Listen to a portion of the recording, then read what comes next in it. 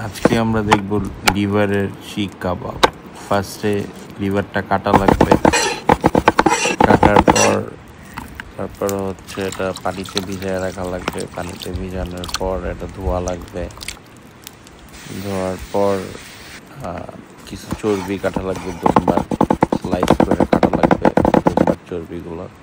তারপরে লেয়ারে লেয়ারে সাজানো লাগবে, এরকম করে শিক কাবাবের মতো বানায়া তারপরে চুলার মধ্যে দেওয়া লাগবে। চুলা বলতে আপনার কয়লার মধ্যে আর এদিক দিয়ে একটা পেঁয়াজ কাইটা, পেঁয়াজের মধ্যে ধনিয়া পাতা দিয়া একটা সালাদ বানায়, একটু গোলমরিচ, একটু অলিভ অয়েল দিয়ে তারপরে খাওয়া লাগবে। আর এদিকে শিক কাবাবগুলো সুন্দর করে কইরা তারপরে আমরা হচ্ছে এটা রেডি হয়ে যাবে একটু পরে। তারপরে এটা রুটির উপরে দিয়া সুন্দর করে, এই যে দেখেন কত সুন্দর হয়েছে, উপরে দিয়ে আস্তে করে